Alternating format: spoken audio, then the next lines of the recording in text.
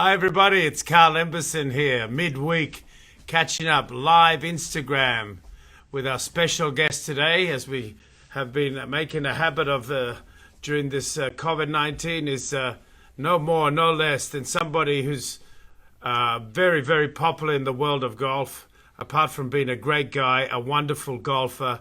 And really for us in Punta Mita, it's a privilege to have someone like the man himself here, all the way from France, here with us today in Punta Mita. Ladies and gentlemen, as he's checking in, allow me to introduce, there he is, Carl Emberson there. No, none other than Jean Van. Jean, are you with us today? I hope so. It's great to, hey Jean, how are you? Carl, how are you? Good, bonjour, ça va mon ami? Ça va bien et toi? Bien, super, c'est voir que tu es en forme là, tu es bronzé là. C'est des couleurs, je suis très bronzé. Oui. J'ai eu de la chance, je passe un peu plus de temps sur les fairways que dans les bois, donc ça change. C'est bon ça, hein? Très bon. Bon, bienvenue, welcome Jean, nice to have you. I was just telling everybody we've had you here with us in Punta Mita for the last few weeks in your quarantine, your Mexican quarantine, yes. I suppose we can call that. Yes. You and Giovanna, your beautiful wife, have been down to Carejes, and you've been here for about 3 weeks with us. That's why you're so bronzed, tanned. Exactly, and I mean, first of all, I can't thank you enough for having us here. Punta Mita, as we had the discussion before, I've traveled the world quite a few times. I've seen a lot of places, but I have to say that this one is on the top of my list. I mean, I never believed I will find, such a place, golf course of that quality. I mean, everything is exceptional. I mean, from the houses where we're staying to the restaurants, to the people, to the service, I mean, it's, the beach, let's not even talk about it. And of course, being in Mexico, which is the country where my wife's come from. I mean, although she was born a little more in the north. I mean, the hospitality of people is equal to none. I didn't know Mexico up until 3 years ago, and I fall in love with it so much to the point where we moved here, and I'm now a resident in Mexico. So, going to be spending a lot of time in Punta Mita. That's great, mate. Tell me, Jean. I'm just saying hello to a few people that are checking in there. I see one of my friends from New York, Brad Clyde. He said you played a course up there called the Hudson National. Do you remember that? Yes, I do remember course. that. I played that. How did you go there? Oh, I can't remember how I went there. I obviously, obviously went. Obviously, I behaved well, which is the most important. But that's the beauty about golf. You make friends everywhere around the world, and through the passion that you share, you expand the number of people that you know. And as I say, it's such a great game for that. I mean, as you can see all those pictures, there's the few people that I didn't know here before I arrived, Mr. Lebois, Mr. Hernandez, and so many others. And all of a sudden you kind of feel like you're part of the family. And I have to thank you first of all for making it happen. But the game itself, the game is such, it breaks all the barrier. You're here and you have a good time. As I say, you share the same passion. So it's straight away, it makes people together. Yeah, it's amazing that when I look at these photos here of the different rounds of golf, different people you've met. Here, this is a photo with John, and you shot some 66s, 68s, 67s, 71. I think you're breaking par most of the time that you've been here, which is great, and making a little cash in the bets there, here and there. But most of all, as you say, building new relations, John, which is the great thing about this, and Punta Mita is a beautiful place for that. There's a lot of people that share the same passions that you have, and as you say, this is a beautiful place. You've been playing Bahia. What's your favorite hole on Bahia, by the way? I'm going to tell you that my favorite hole, in terms of how complicated I find it, is 11. At par three there, when the pin is in the middle or at the back, it's around 200 yards. Extremely narrow, very deep bunker. I mean, a lot of slopes on the green, very small targets. So it's hard to hit the ball close, and unless you shape the ball high or low with a draw, there's some holes that are difficult to access.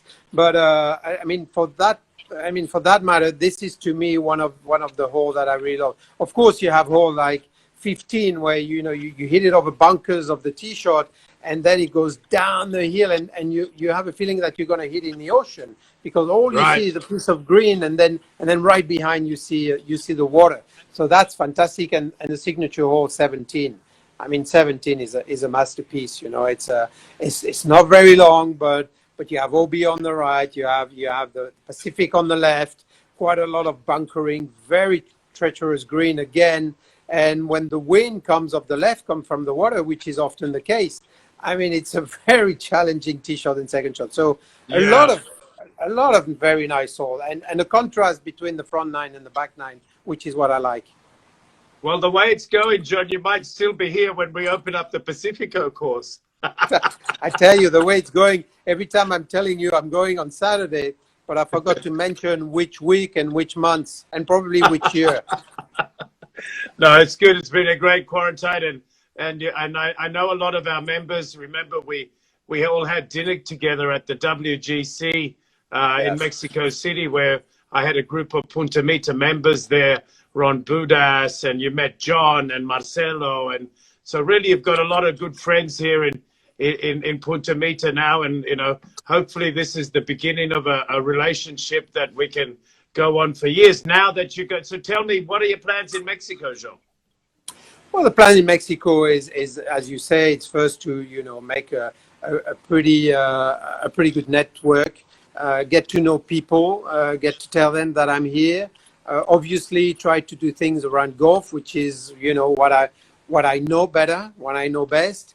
Without a doubt, trying to be involved in corporate days, maybe as well in trying to organize corporate days and perhaps golf tournaments, like I'm doing in Europe and like I've done for years, and then really base myself here and see what kind of opportunity comes along. I was lucky enough to open una fundación a few months back, exactly 5 months back. I was asked by the mayor of Magdalena, which is Magdalena de Quino is a small town. I mean, small town. It's a town, un pueblo mágico in the states of Sonora in the north, and backed by El Gobernador, to try to introduce golf as a game and with all its value, or the value that golf brings within the community over there. Obviously, COVID hasn't helped. So that is a project that I will dedicate some time with. I've spent some time in La Ciudad de Mexico around the WGC with Agustin Pisa, who runs one of the Fundación aquí, the First Tee Foundation. So I'm pretty sure, and he told me he was gonna help me through my project. So in and all, give back to the community without a doubt. Try to tell people that I'm here, and because of you, Carl, and all the people that I've met through Punta Mita, it has started pretty well. That's great, mate. I'm glad. And I know you're in Careces, which is a beautiful place, with our dear friend George. That doesn't have the golf, which is probably the big difference of these.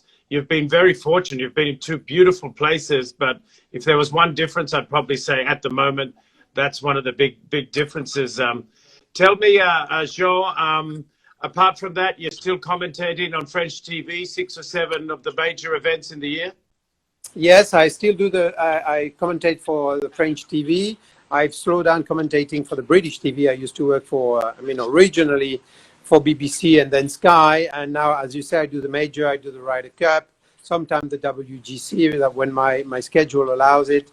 I've enrolled a few other ventures. I'm going to open my first academy in Paris, very close to Charles de Gaulle Airport, where a new golf course will open actually early September. It's Fantastic. A huge project that has been financed by the commune, by the city of Roissy, huge investment, and we won the bid there, and we're going to have that academy for 10 years. Golf design is something that's always been a passion of mine, and I'm working on a couple of projects. I'm involved as well in a little bit of wine and a little bit of other things here, right, left, and center. So I keep myself busy. Keep yourself And busy, eh? yeah, but Huh? you can't, when you've been a professional athlete, whichever sport, you need something to get you out of bed in the morning. I mean, and who's gonna basically grab your attention as much as golf was. So I've been lucky enough to find what I really like to do, and I got the opportunity to do so. So yeah, I'm trying to take advantage of that. Fantastic, Jean. I'm going to ask a few. I have about 10 or 12 questions there. Some are Sure. quick answers, and some are, whatever. You can go a little bit further into it. We've played a few rounds together. So, but I haven't told you. You don't know these questions. So the first one, if you're playing golf, do you ride or do you walk? If I can, and as much as I can, I walk. Okay, good one. If you had to choose, you only had time enough to warm up. Was it be on the putting range or the driving range? It would be on the putting green. Putting before driving. Okay. The Masters or the Ryder Cup? Next question.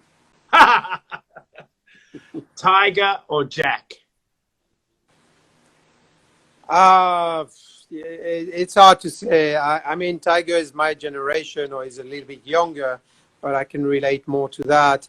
And with all due respect to Jack, which I admire greatly, and I always have.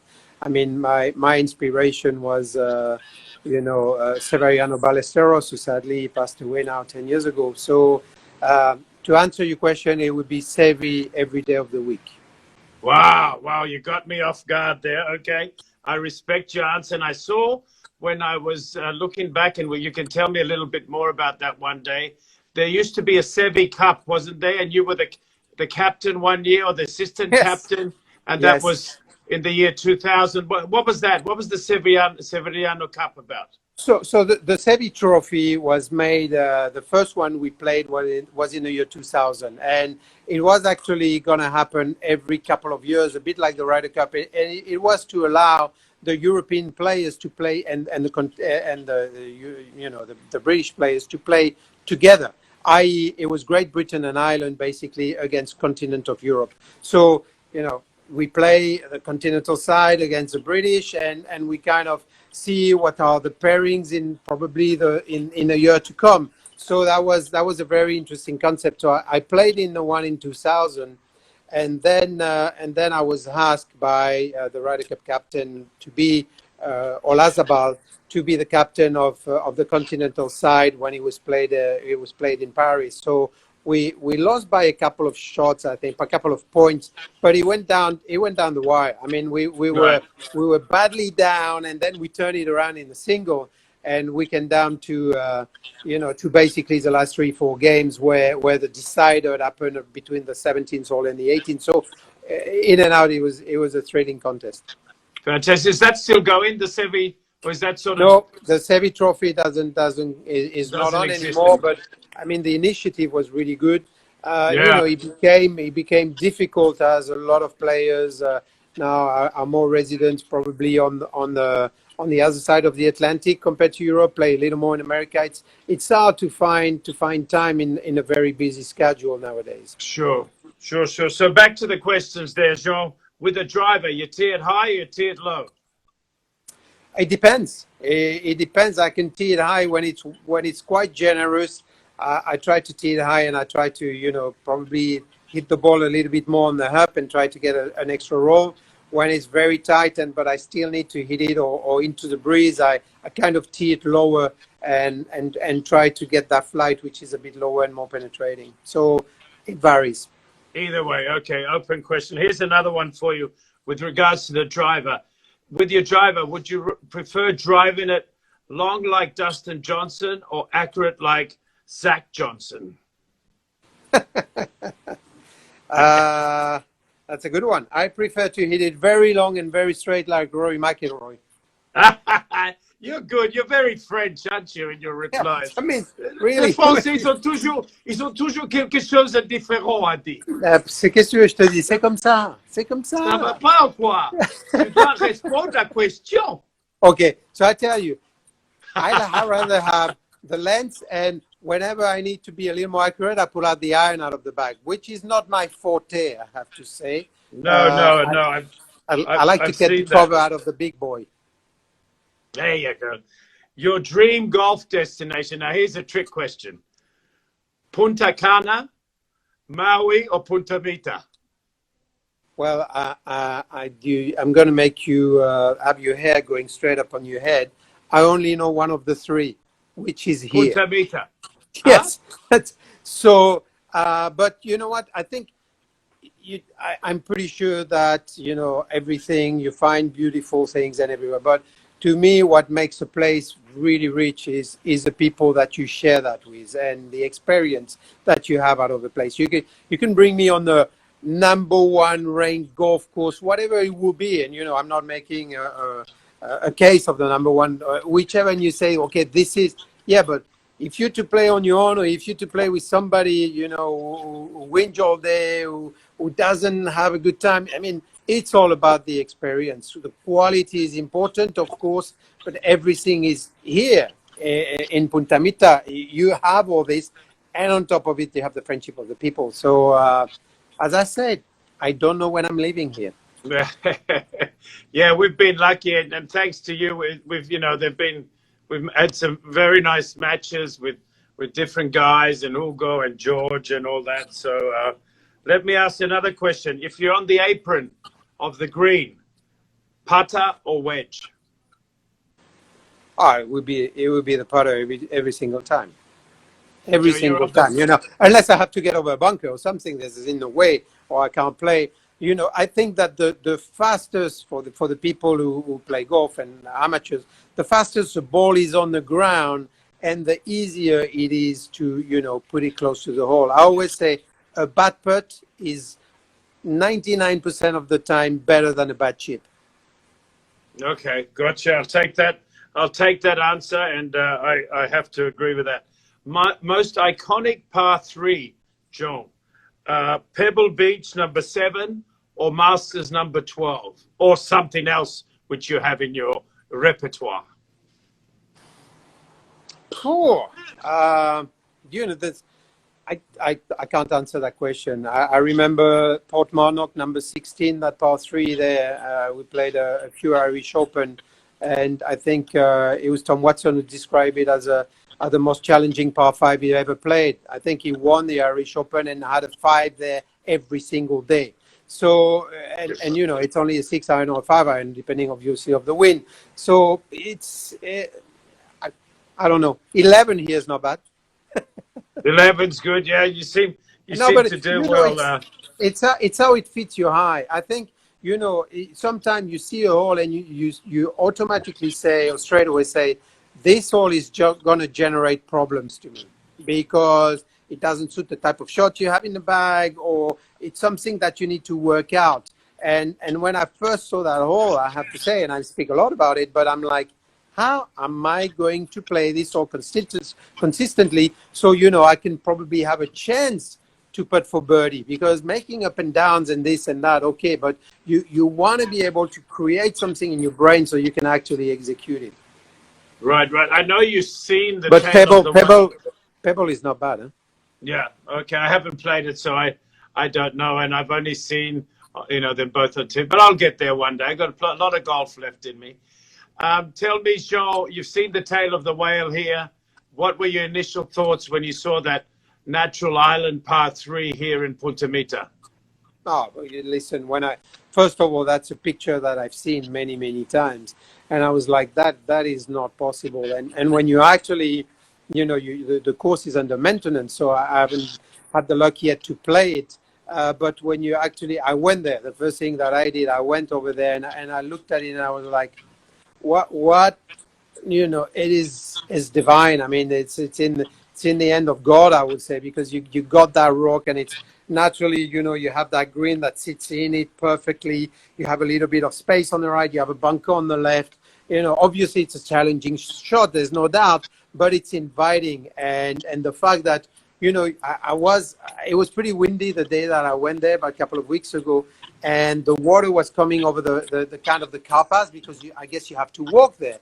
And I was like, how do you go to that green? I mean, if it's 20 miles an hour wind, I mean, they play 17 holes. There's no way they can play that hole. I mean, you need to swim there.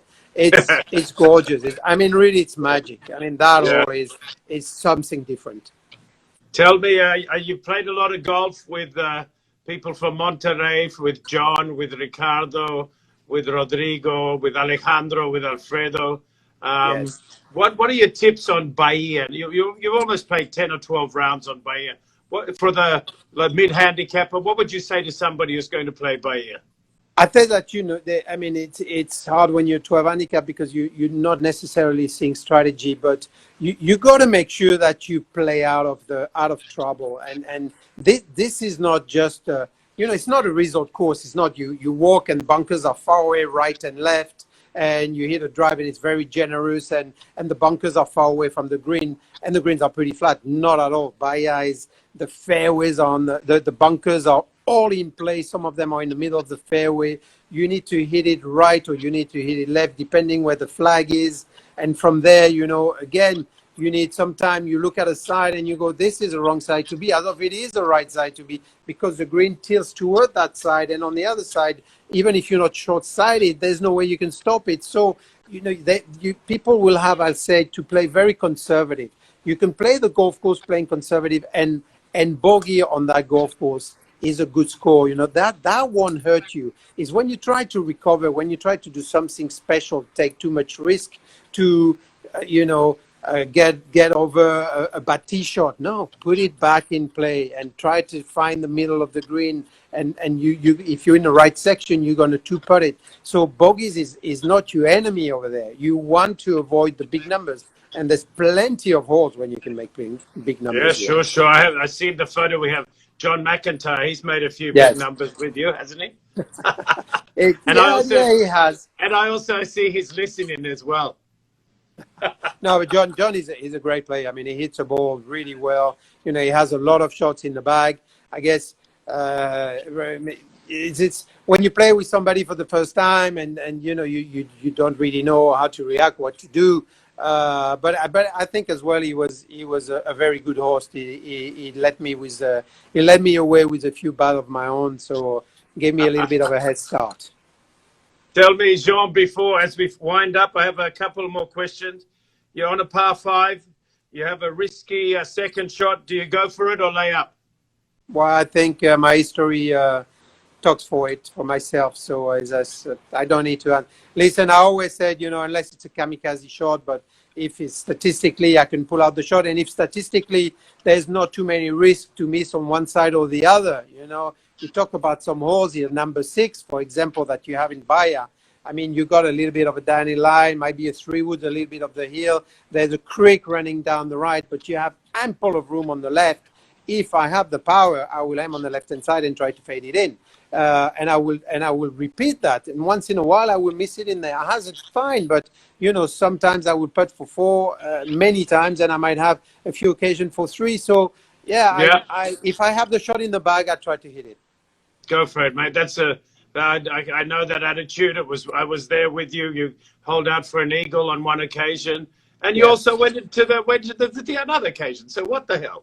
Life is Exactly. good. Life is very good.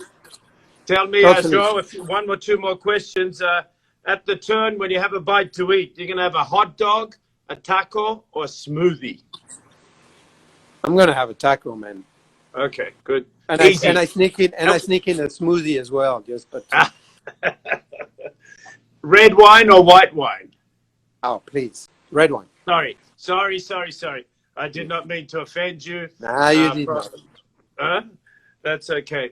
So anyway, Jean, we're coming down to the end of our little check-in session that I do with all our friends and fans of Punta Mita. It's great having you here. I'm sure we'll see you around over the next few days. Who knows, months, years. Hopefully this is the beginning of a great relationship between Punta Mita and Jean van der Velde. a great person, a great human being, and a great Thank golfer. you. And it's great to have you here, mate. Thank you very much, Carl. And really, I mean, you've made me feel like I was at home and like I am at home. So yes, let's. You're going to see, I hope, plenty of me here in the future. Good one, mate. Au revoir. Au revoir. Bisous. Ciao. Bisous, ciao.